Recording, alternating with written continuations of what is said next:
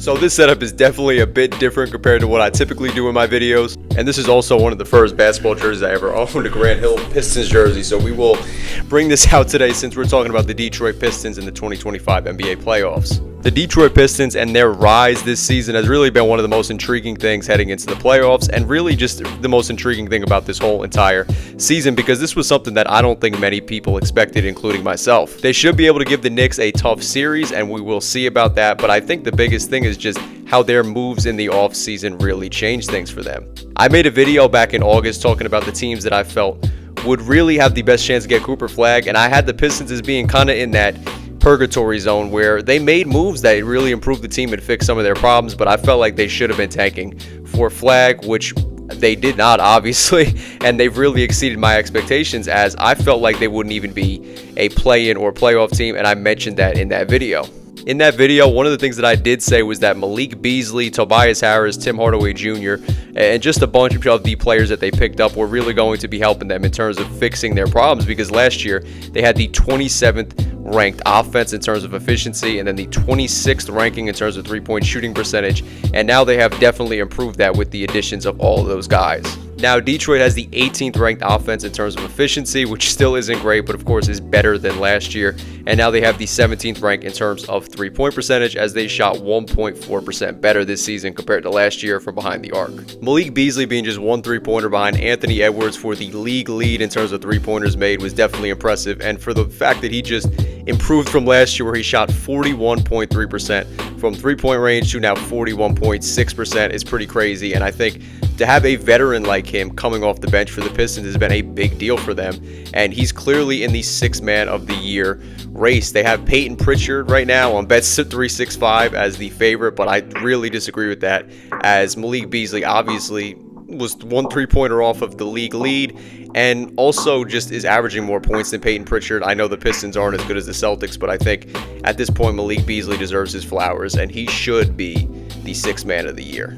And I also think the fact that Malik Beasley averaged 3.9 three-pointers per game this season is huge for the Pistons. He averaged the third most per game in the league, which is wild. And just with the fact that nearly 4 dudes in the NBA this season averaged almost 4 three-pointers, it's a crazy thing, and it shows the importance of the three ball, and really just why Malik Beasley is such an important vet for the Pistons going forward. You know, why they were able to see that growth this season with the addition of him, and obviously with them dealing with injuries, they're going to need a veteran like that really stepping up and coming off the bench to provide that type of production in the playoffs, you know. Of course, you have to mention Cade Cunningham, as he was phenomenal this season and the star of the show for Detroit, coming in the 7th place in terms of the points per game rankings among anybody in the league, not just guards. And then he was 4th in terms of assists also, which is very impressive. And you can just see that he is definitely one of the best point guards in the league right now, and one of those guards that even at that 6'6" frame is really showing his improvement defensively, as this was the first season of his career where he had a positive plus-minus rating defensively. And I think just to see him take over as that player for the Pistons, to be that guy that's going to be the star going forward, is important. And then just for his growth, I mean, you got to remember he's only been in the league since 2021, so for him to step up like that is a huge deal. Cade's 1 steal per game certainly didn't hurt, and his career high is 0.8 blocks per game also didn't hurt, and just shows his defensive progression as a player, and just how his improvement has been really important for the Pistons as a team as well. And he did just miss out on being top 10 in terms of rebounds for point guards, or just guards in general this season, as he came in 11th place there. And honestly, even though he wasn't top 10, I know that Pistons fans have to be happy about that, just for the sheer fact that these pictures were going viral of Cade last year, I believe it was, and to see him really light up the show and be that guy is definitely important for them, and it shows why they're in the playoffs and currently holding on to the 6th seed. I also think Isaiah Stewart deserves a shout out, as just really he's been one of those dudes that I think, yes, gets clowned on for the levels that he takes it to, in terms of just how much he's going hard in the paint, how hard he goes, the fighting and all that. But I think he deserves his flowers, because with the sheer fact that he's averaging 1.4 blocks per game and 2.5 blocks per game per 36 minutes, it really shows that he is, without a doubt, probably the best rim protector off the bench in the league. And the fact that he averaged 1.4 blocks in 19.9 minutes is pretty insane this season, and just shows his value. And he really is one of the toughest players down low.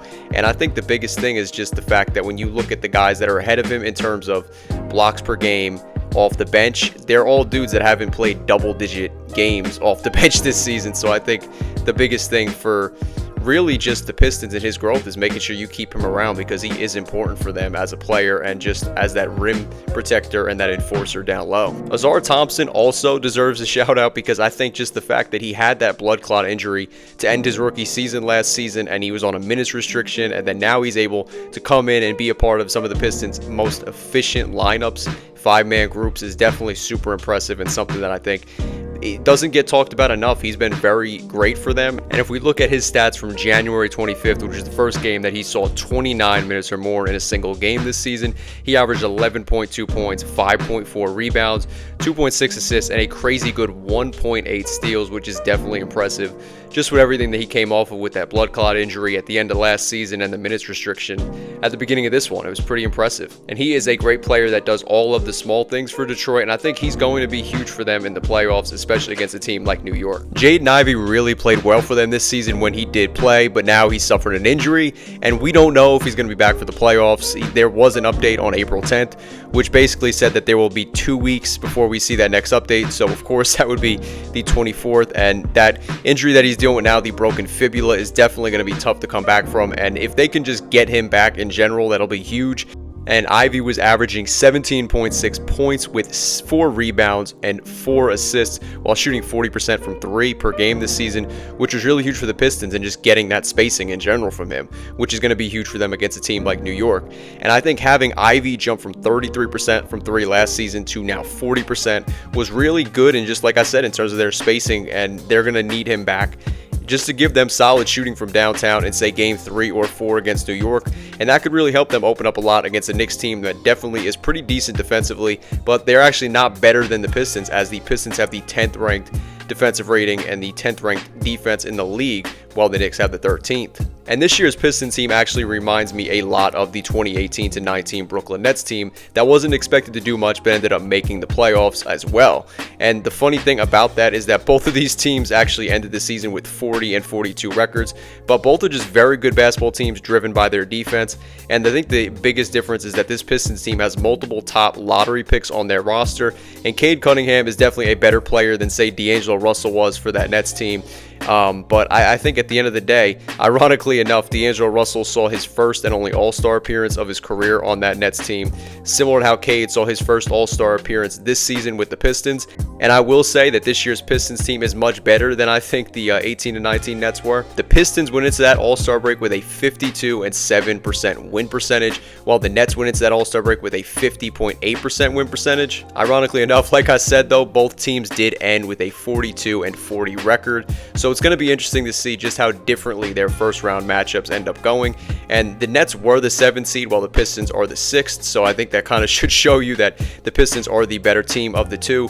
And I think honestly, a team like the Knicks, the Pistons can beat. I think the Nets had a little bit of their hands tied behind their back against a team like Philly and that Sixers team that had Butler, Simmons, Embiid, JJ Redick, etc. You know what I mean? And I think the Pistons have a better chance to win this series against New York. The Pistons ended this season with the 10th best defensive rating at 112.5 per game. Meanwhile, the Nets had the 15th best ranking in the 18-19 season at 109 per game. So actually lower, but to me, the biggest thing is just the fact that scoring and the pace is way up compared to, say, that 18-19 season, you know. And while the Pistons, like I said, gave up more points than the Nets, the Pistons were top 10 and the Nets weren't.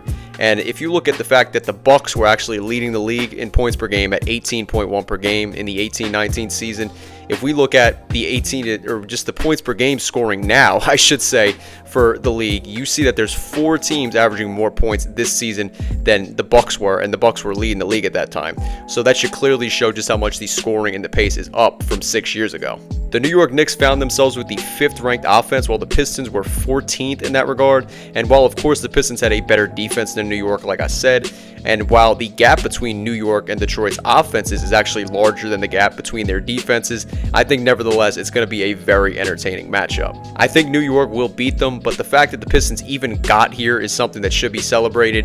And with the injuries they've dealt with, like what Ausar Thompson dealt with the blood clots, and just now with what the Pistons have with Jaden Ivey, this should be one of those moments where it's just go out and leave it all out there and see just how many games you could knock off against the 3rd seeded team in the East, you know. And they're going to give them a series. And I think, you know, they are a little beat up, like I said, so there's nothing to lose.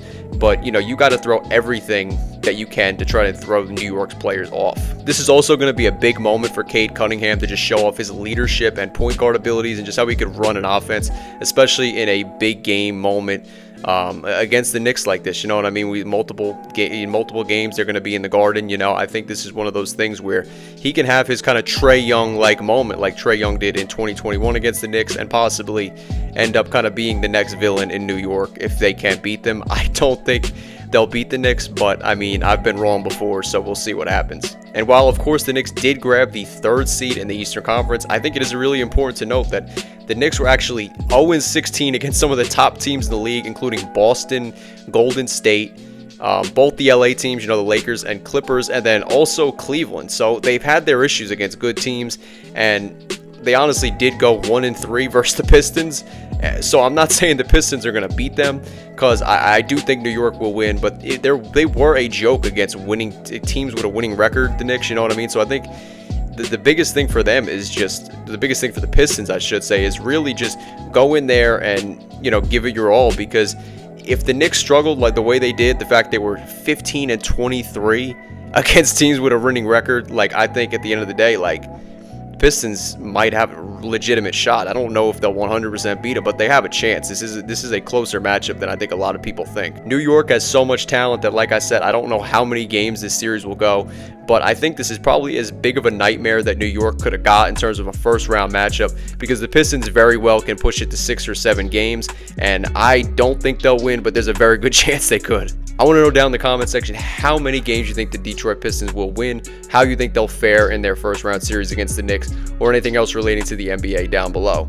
Of course, if you enjoyed the video, then I'd appreciate if you give it a like, and if you're new to the channel, then make sure to hit that subscribe button. Thank you everyone for watching, and I am out. Peace.